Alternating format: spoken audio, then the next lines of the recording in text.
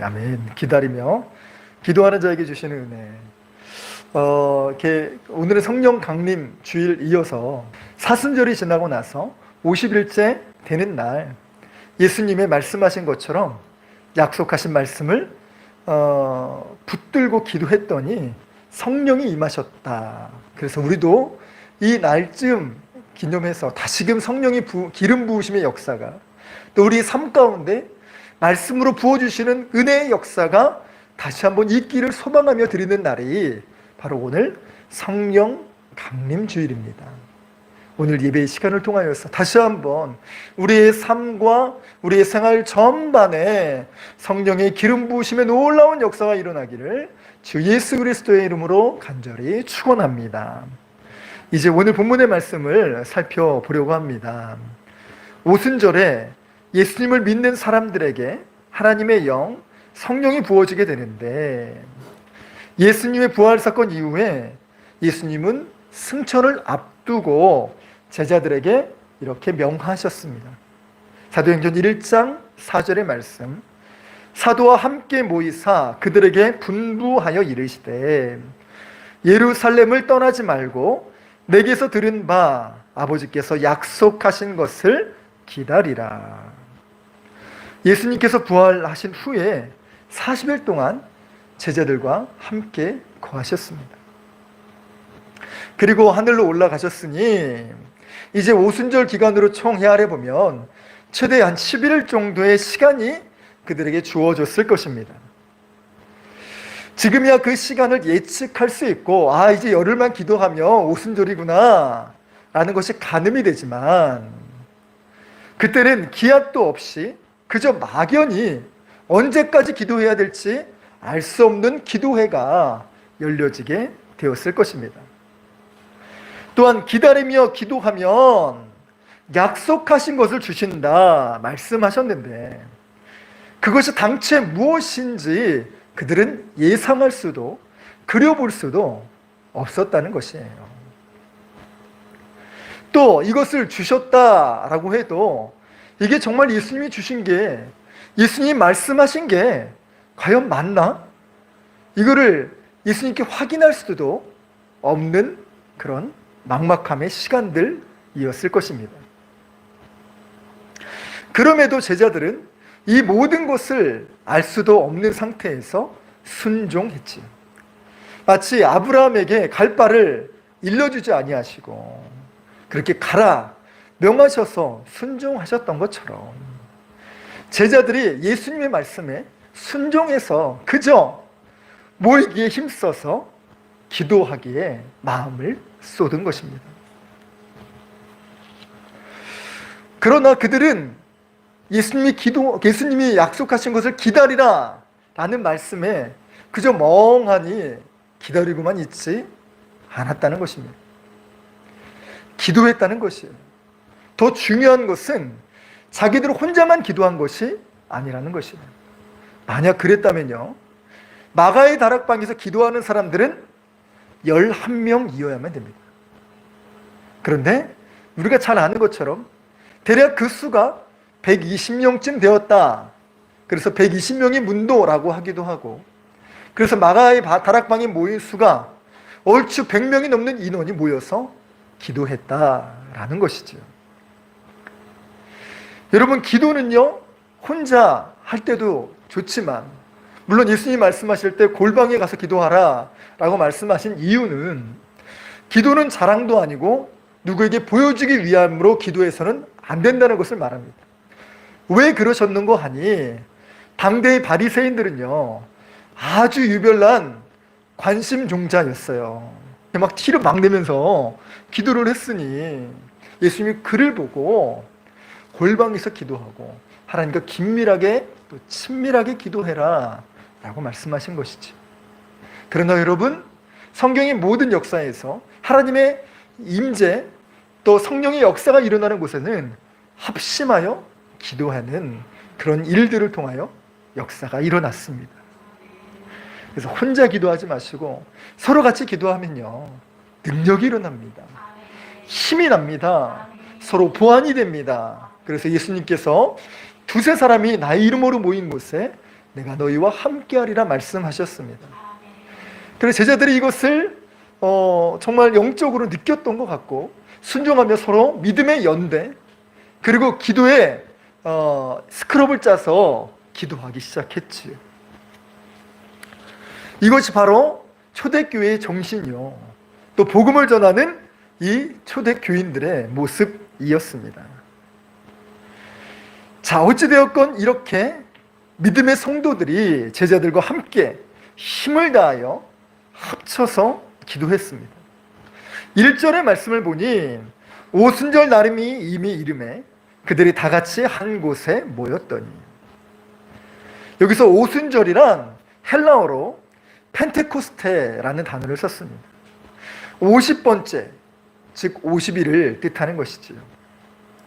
이스라엘 백성은요, BC 1500년경에 애굽에서 노예로 살다가 탈출하는 은혜를 얻게 되었습니다.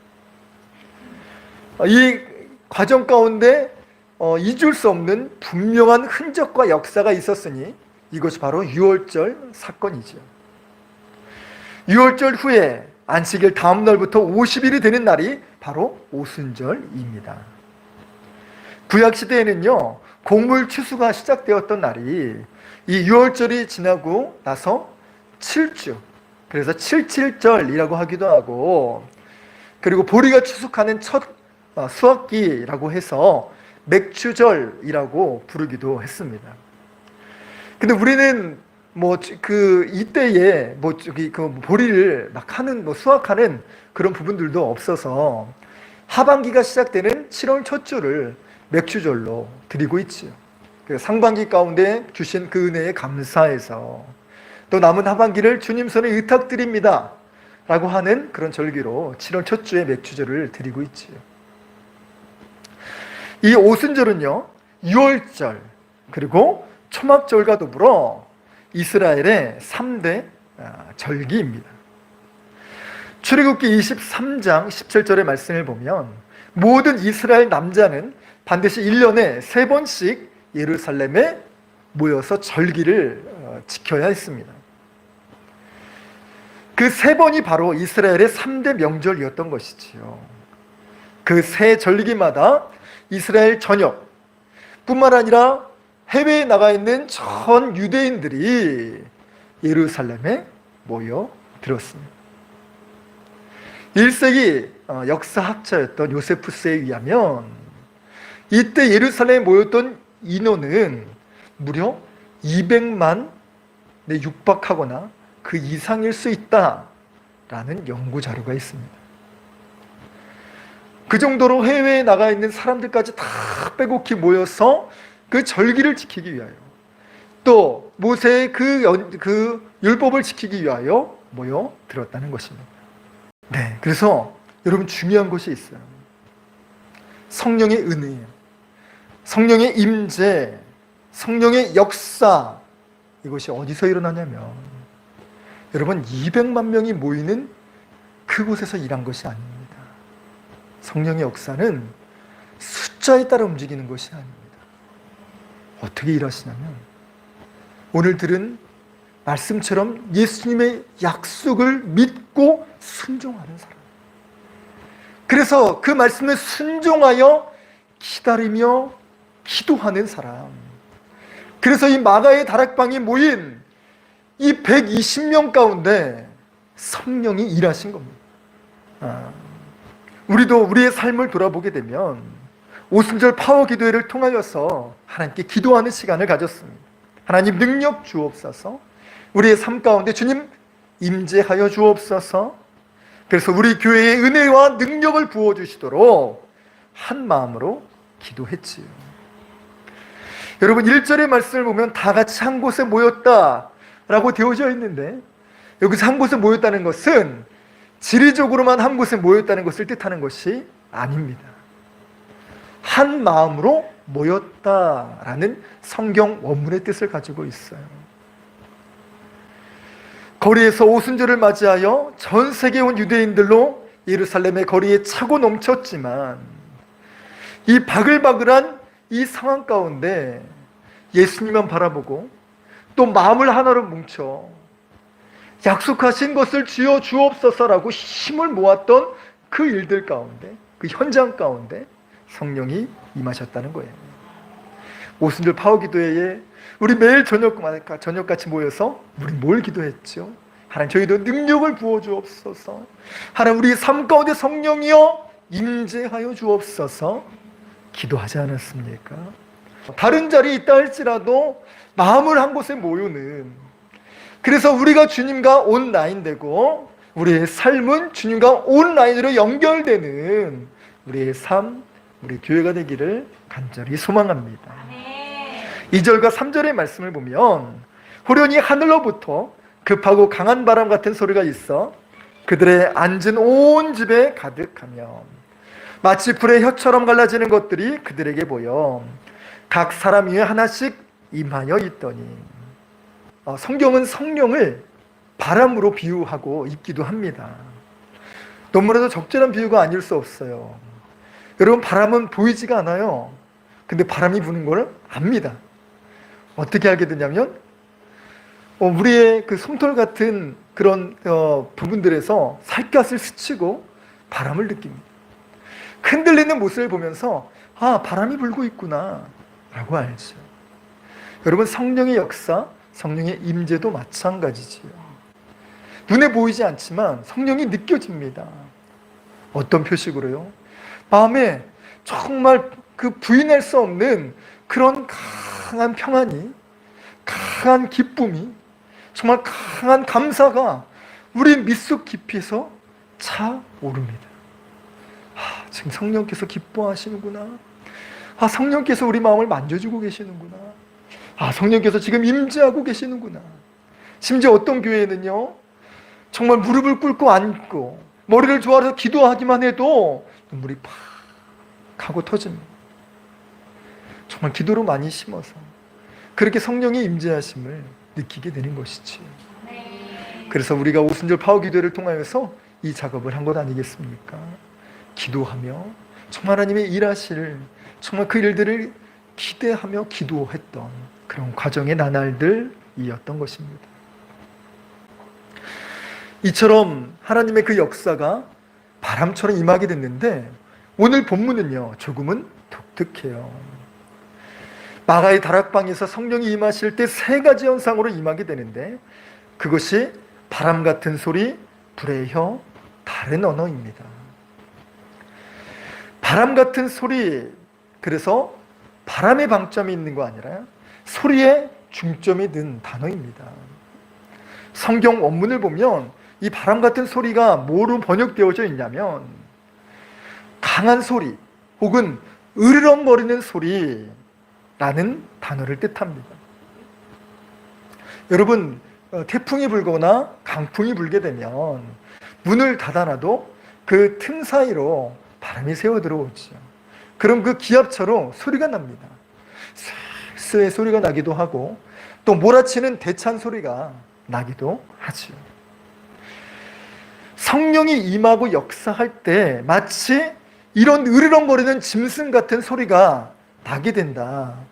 그런 부분들을 비유로 표현하는 것입니다. 또 불의 혀처럼 임한다라고 하지요. 여기서도 중요한 것은 불이 아니라 혀에 그 중점이 있습니다. 여러분, 불이 붙여지면 뜨겁죠.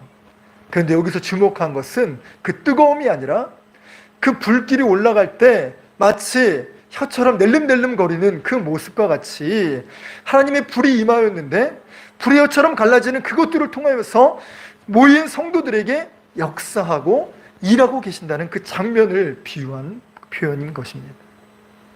그리고 마지막 현상은 다른 언어, 즉 다른 방언을 말합니다. 성령이 임하니 각기 다른 언어로 말하기 시작했다라고 합니다. 여러분, 처음 듣는 우리가 언어가 기도할 때 나올 수 있어요. 우리는 우리말로 기도했을 뿐인데 나오는 것은 방언으로 나오죠. 우리 오순절 파워기도회의 그 영향과 능력으로 우리 김홍김 학생이 우리 어제 맞나요? 엊그저께? 그렇죠, 엊그저께 방언을 받았습니다. 할렐루야. 이제 자기는 잘 몰라요. 사실 옛날에 받았는데 그 받은지 잘 모르고 있었다가 다시 또 기도 생활을 안 하니까 또 그랬다가 기도를 뜨겁게 하니까 다시 회복시켜 주신 것이지요. 이렇게 성령의 역사가 임할 때 바람 같고 불 같고 우레소리 같은 성령의 역사가 이 초대교회 현장 가운데 일어나게 됐어요. 근데 여기서 중요한 것이 있습니다. 목사님, 저는 성령을 받은 것 같은데 저에겐 그런 일이 없는 것 같은데요. 그럼 저는 성령을 받은 것 아닌가요? 이렇게 의구심을 갖는 분들이 생깁니다. 정답은 그렇지 않다라는 것입니다. 오순절 전까지는요, 예수님을 제외하고 성령을 받아본 사람이 없었어요. 그야말로 누구에게나 처음 겪는 일들이었죠. 성령이 산들바람처럼 또 세미한 음성처럼 임하실 수도 있었지만 이렇게 강력하게 역사하신 까닭은 꼭 그렇게 해야만 되는 성령의 의도와 또 뜻이 있었다는 것입니다. 만약 그들에게 살짝 임하게 되면 약속하신 성령을 내가 받았나? 라고 의심하기 십상일 것입니다. 또 이렇게 강력하게 성령의 임재를 체험하지 않았다면 장차 다가올 핍박과 그리고 순환과 또 죽임을 당하는 이 순교의 사건 앞에서 그들은 흔들릴 수도 있었을 것입니다. 그렇게 이렇게 강력하게 성령이 임하심으로 주님의 임재와 성령의 흔적을 강하게 보여주신 것이지요. 오늘날에도요, 하나님을 강력하게 부인하고 끊임없이 의심하는 사람들에게는 이처럼 성령이 강력하게 일하시기도 합니다. 하나님의 음성이 들리거나 환상이 보이거나, 심지어 제가 아는 분은 하나님을 그토록 멀리 떠났다가 하나님에 대한 부분들이 정말 이렇게 몸소리 쳐질 정도로 그런 사람이 있었대요. 근데 그 아버지가 정말 강력하게 기도하고 금식하고 성령이 임할 것을 위하여 기도했더니 어느 한 날 정말 힘들고 어려워서 자취방에 혼자 들어와 기도하는데 막 성령이 막 임하셔서 막 손이 떨리기 시작하더니만 정말 이렇게 온몸이 막 떨려서 그래서 막 기도가 되고 정말 회개가 되고 그래서 방언이 터지고 성령의 은사가 한꺼번에 임하게 됐다라는 이야기를 들은 적이 있어요. 왜 이렇게 되었는가? 또 이렇게 하나님이 역사하셔야지만 은혜인가? 그렇지 않다는 거예요. 그 사람에게는 그렇게 성령이 일하셔야만 되는 까닭이 있다는 것입니다. 반면에 우리가 말씀을 듣고 성령의 임재를 초청하고 또 예수님을 입으로 마음으로 믿어 의에 이르고 입으로 시인하여 구원에 이른 우리들이 성령을 초청하게 되면 그야말로 온풍처럼 온기처럼 우리 가운데 임하셔서 스며들게 되는 것이지. 그것 또한 성령의 역사입니다. 그렇다고 그 사람에게 성령이 임재하지 아니하신 거냐? 그렇지 않아요. 그 사람은 압니다. 성령이 인격적으로 나를 만나주셨고 또 내가 주님을 알고 걸어가고 있노라고. 그렇게 우리는 하나님의 그 일하심 앞에 성령의 의도와 계획 앞에 우리의 모든 부분들을 순종하며 나아가야 되는 것입니다. 그동안 우리 히스토리 교인들은 얼마나 열심히 기도해 왔습니까? 또 우리 온라인 성도님들은 이 고난, 이 코로나의 이 환난기 동안에 얼마나 힘겨운 기도의 싸움을 해 오셨습니까? 그럼에도 지금 당장 내 눈에 보이는 것이 없다고 또 달라진 것이 없어 보여 힘이 빠지는 분들이 혹 계시지는 않습니까? 오늘 본문의 말씀을 통하여서 하나님께서 우리 마음을 위로하시고 성령의 임재 가운데 역사하시는 이 일들로 인하여 큰 힘과 위로의 시간이 되시길 주의 이름으로 간절히 축원합니다. 그러면 기도하고 기다린 자에게 주시는 은혜가 무엇이냐? 바로 열매를 주신다는 거예요. 사실 그간 제자들의 삶을 보면요, 예수님과 함께했던 이 3년의 시간이 모두 핑크빛이고 모두 고속도로의 포장도로의 일들은 아니었을 수 있습니다. 때론 먹을 것이 떨어지기도 하고 끼니를 걱정해야만 하기도 했습니다. 매일 무리한 스케줄로 인하여서 몸이 힘들기도 합니다. 오늘은 예수님 어디로 가시지? 정처 없이 그저 쫄래쫄래 따라가야만 하는 날들도 계속 되었을 것입니다. 그때마다 이 차고 올라오는 이 불만, 또 욱하는 이 마음, 이런 것들을 누르고 참을 때도 참 많지 않았을까라는 생각을 해보게 돼요. 때론 예수님의 제자라는 소문이 나서 사람들이 찾아옵니다. 제게 귀신 들린 자녀가 있는데, 또 제게 병 들린 자녀가 있는데 저희 자녀를 고쳐주세요.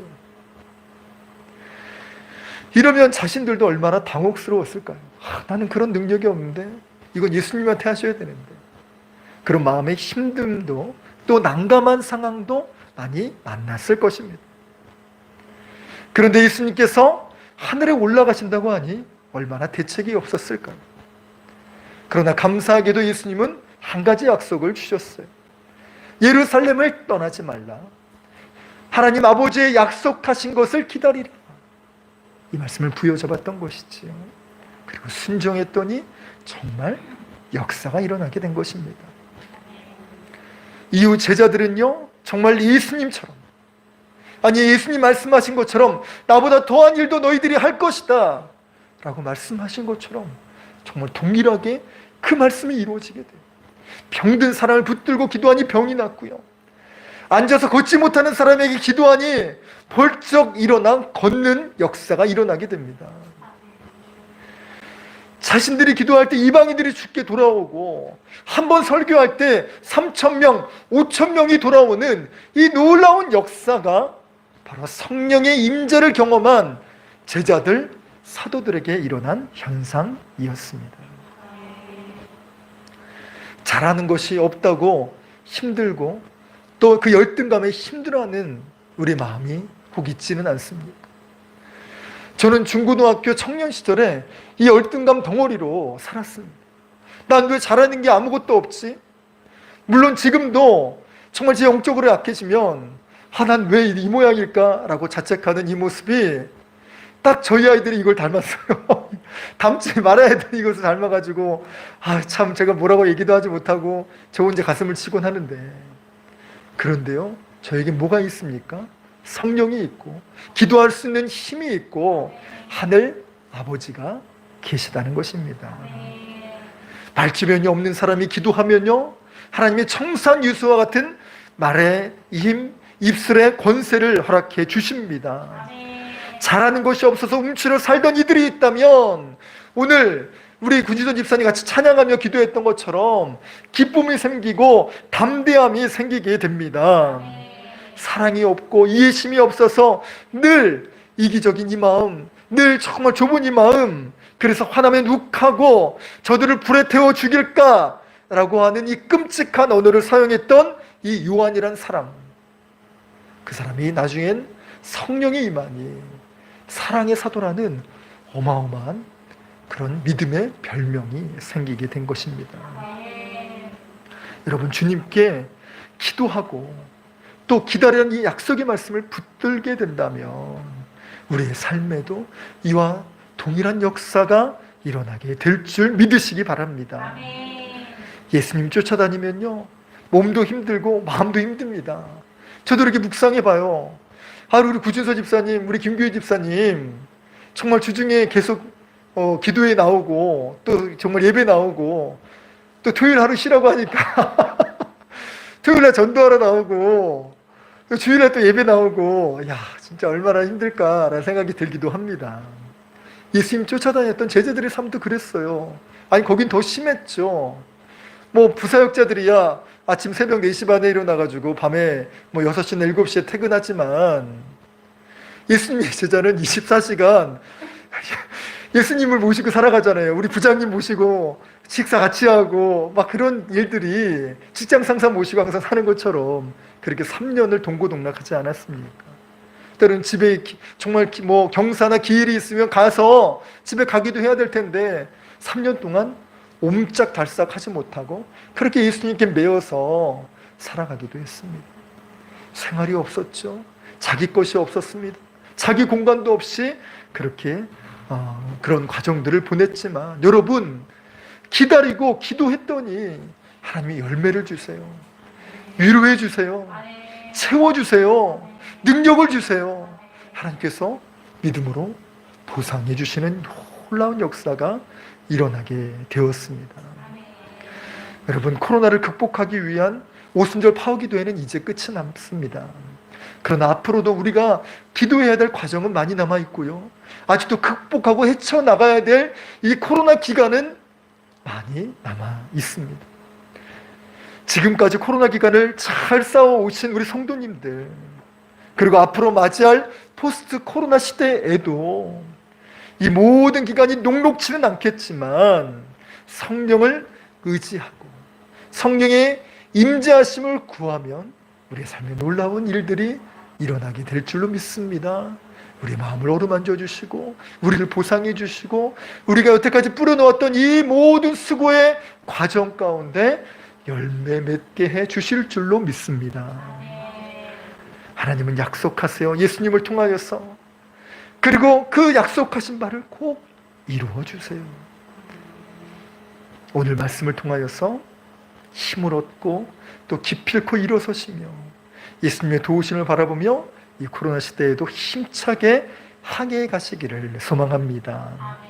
두 번째로는 분명한 믿음의 흔적을 가진 사람이 된다는 것입니다. 스티그마라는 말이 있어요. 성흔을 뜻합니다. 예수님은 인간이셨다가 부활하실 때는요, 완벽한 신으로, 완벽한 영혼으로 부활하신 것이 아닙니다. 그 모습 그대로 부활하셨어요. 그야말로 죽음을 이기시고 다시 사신 것이지. 머리에 가시관 박힌 자국 그대로, 허리에는 창으로 뚫린 그 흔적 그대로, 손과 발에는 못자국 난 그 스티그마타, 그 흔적 그대로 그렇게 다시 나오셨습니다. 우리도 마찬가지입니다. 예수님을 믿는다고요, 우리 모든 상처와 아픔을 치유하셨지만 그 흔적이 남기도 합니다. 예수님이 계시지 않으셨다면 그것 때문에, 그 상처와 아픔 때문에 나의 창피함의 제목이요, 나의 수치요, 꼭꼭 감추고만 싶었던 내 열등감과 트라우마였지만 그것이 성령으로 인하여 승화되게 되면 은혜의 흔적으로 남게 됩니다. 어떠한 사람에게는 그것이 정말 성령 충만과 성령의 은혜로 일어나게 되는 것이지요. 어노인팅의 찬양 인도자이신 우리 전은주 간사님이 계십니다. 많이 찬양 불러보셨을 거예요. 내용으로는 안전합니다 라는 찬양부터 시작해서 많은 찬양을 만드시고 또 부르시는 분이시죠. 그런데 그분을 잘 보면 눈꺼풀이 조금 이상합니다. 이를 안검화수라고 합니다. 태어날 때부터 왼쪽 눈이 제대로 감기지 못한 채 태어났다고 해요. 이를 고치기 위하여서 수많은 수술들을 했어요. 6개월에 한 번씩 병원에 가서 눈꺼풀을 뜨게 해주는 수술을 받았고, 5살 때에는요, 다리에 있는 근육을 이식해서 여기 눈에다가 옮기기도 했습니다. 그런데 그 결과가 아주 확 나오면 좋은데 그렇게 썩 나이스하지는 않았던 것 같아요. 왜냐? 눈꺼풀의 근육과 다리의 근육은 차이가 있기 때문에 그래요. 그래서 눈을 뜨면 정말 제대로 뜨는 게 아니라 이상하게 눈 떠지는 것이지요. 여러분, 학창시절에는요, 이름 가지고도 놀리고요, 생김새 가지고도 놀리잖아요. 그 전은주 간사님이 다녔던 학창시절 때는요, 이 생김새로 많이 놀림을 당하셨던 것 같아요. 교회는 다녔지만 그것이 어려운 과정들이 계속됐죠.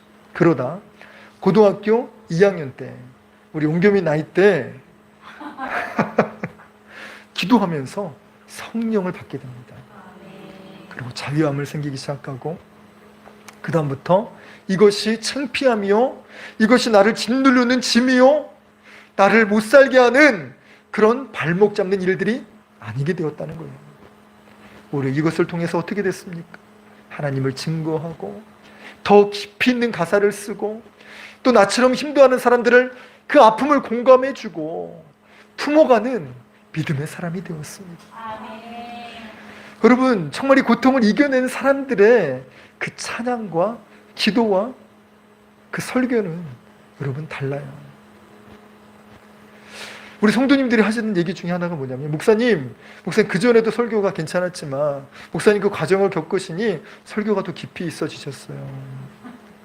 그 얘기를 들으면서 참 많이 감동이 되고 그래요. 어려움이 있었습니다. 힘든 과정이 있었어요. 그 과정을 겪고 나니까 성도님들이 정말 감사한 금 하나 하는 것, 11절에서 드리는 그 모습, 그리고 저도 직장이 없다가 생겨보니까 직장을 주시면 얼마나 감사한지 하나하나 교회가 달라 보이고, 또 정말 우리 그런 얘기 많이 하잖아요. 100m에 갈 때마다 교회가 하나씩 있는 게 아니라 100m 사이에 교회가 두세 개씩 있는, 교회가 이렇게 많이 있을 필요가 있나 라고 저도 목회자이지만 그런 생각을 했었던 적이 있어요. 근데 여러분, 그 교회 하나가 세워지기까지 얼마나 힘든 과정과 얼마나 많은 기도가 있어야 그 교회가 세워지는지 그 과정을 통하여 알게 되었습니다. 여러분, 믿음의 흔적은요, 이처럼 우리의 삶에 하나님을 간증하고 주님의 일하심을 증거하는 도구가 된다는 것입니다. 이 상처 때문에 오히려 더 쓰임받고 이 트라우마 때문에 더욱더 깊이 주님을 만날 수 있게 되는 것이지요. 혹시 여러분, 나의 아픔과 힘든 문제도 가슴 아파하시는 분이 계십니까? 오늘 들은 말씀과 같이 약속하신 것을 부여잡고 기도하시며 주 앞에 나아가시기를 바랍니다. 그럴 때 주님께서 사용하시고 또 우리의 삶을 변화시켜서 쓰임받는 주님의 일꾼 되게 하여 주실 줄로 믿습니다. 마지막으로, 기다리며 기도하는 사람에게 하나님께서는 업그레이드의 은혜를 주신다는 것입니다. 얼마 전 지인을 통하여서 현대판 세옹지마 이야기를 들었습니다. 자전거가 이제 화두여서 자전거 얘기를 하다가 그분이 자전거를 탔는데, 모르겠어요. 저는 이제 그런 세계를 모르는데 자전거가 비싼 건 되게 비싸대요.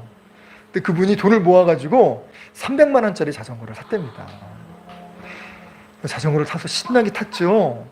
자전거를 타다가 넘어졌어요. 그리고 다쳤어요.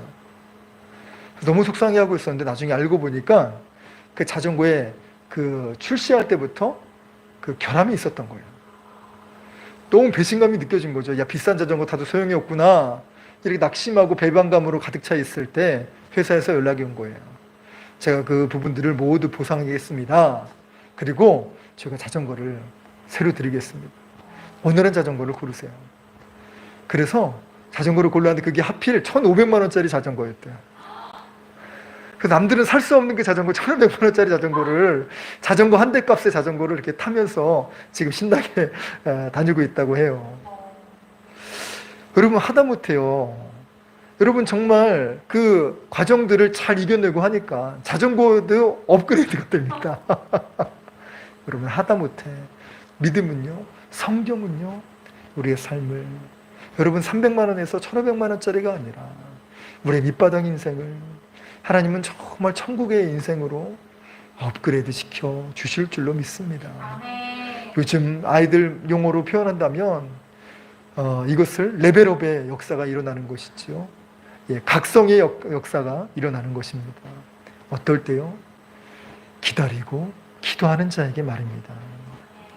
여러분, 우리가 정말 어려운 이 부분들이 이겨내게 될 때, 여러분, 성령이 임하시면 할 수 없는 것을 하게 되고요, 어려움이 와도 흔들리지 않게 되고요, 자신의 믿음뿐만이 아니라 주변 사람 전체의 믿음을 변화시키는 하나님의 믿음의 도구, 또 믿음의 리더로서 하나님이 세워주십니다.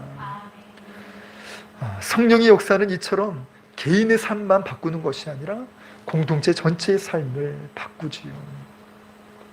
여러분, 이 9절의 말씀을 보면 같은 유대인끼리였지만 서로 언어가 달랐다고 합니다. 왜요? 같은 유대인 핏줄을 가지고 있지만 태어난 곳은 다른 나라예요. 거기서 나고 자라다 보니 언어가 다릅니다. 그런데요, 성령이 임할 때 각기 다른 언어로 말하기 시작하고 기도하기 시작하니까 쉽게 말하면 나는 스페인 사람인데 지금 스페인어를 하네? 나는 중국에서 살았는데 중국어를 하네? 일본어를 해.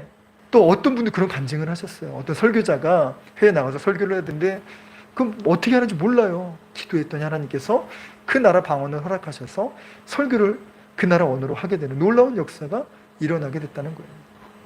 그래서 여러분, 성령이 임하면 통하지 않는 사람이 통하게 되는, 불통의 역사에서 소통의 역사로 바꿔주는 놀라운 일이 일어나게 된다는 겁니다. 여러분, 부부관계도 마찬가지예요. 아무리 사랑해서, 아무리 연애해서 결혼을 했지만 하나님을 만나지 않으면 서로 대화가 통하지 않습니다. 그냥 신변잡기 이야기만 하다가 끝이 나요. 그런데 하나님을 만나면요, 정말 대화거리가 많아지고 또 관심거리가 같아지게 됩니다. 여러분, 자녀들도 마찬가지예요. 여러분, 우리 가족 가운데 얼마나 소통이 되고 있습니까? 뭐가 막혀져 있습니까? 우리가 가정에 부어주시는 그 성령의 은혜가 고갈된 것은 아닌가 돌아보고 점검해야 되는 것입니다. 여러분, 바벨론 사건에서는요, 이와 정반대의 일이 일어났죠. 그들이 모였던 목표는 무엇이냐? 우리가 하나 되자, 우리가 흩어짐을 면하자, 이제 하나님이 주시는 심판 앞에 우리가 힘없이 굴복하지 말자, 이렇게 교만한 마음으로 탑을 쌓기 시작해. 그래서 이 탑을 보는 사람들은 다 모여라 라고 하는 그런 계략을 꾸미게 되죠. 하나님은 한 방에 그들을 흩으셨습니다. 어떻게 해요? 언어를 달리하게 되면서. 여러분, 아이러니하게도 흩어짐을 면하자라고 했던 사람이 모두가 더 흩어지게 되었어요. 더 많이 흩어지게 되었어요. 반대로 이 성령의 역사를 보면요, 여러분, 흩어진 사람들이 모이는 역사가 일어나요. 소통하는 역사가 일어납니다. 어떨 때요? 성령이 임할 때. 여러분, 이 과정을 통하여서 여러분, 최초의 초대교회가 세워지게 됩니다. 예루살렘에, 그리고 마가의 다락방에. 그리고 나중엔 초대교회를 이끌어가는 수만 명의 교회로 멋지게 성장하게 되죠. 여러분, 이 은혜가 우리 교회에도 일어나기를 소망합니다. 그래서 우리가 기도할 때 성령이 임하시고, 그래서 정말 이 역사가 진짜 소통의 역사, 서로 연합되는 역사, 함께 모이는 그 역사로 우리 가정과 삶과 또 우리 주변에 넘치시기를 주 예수 그리스도의 이름으로 간절히 축원합니다. 이 시간 우리 하나님께 우리 성령이 오셨네, 우리 같이 찬양하고 기도하고 나아갑니다.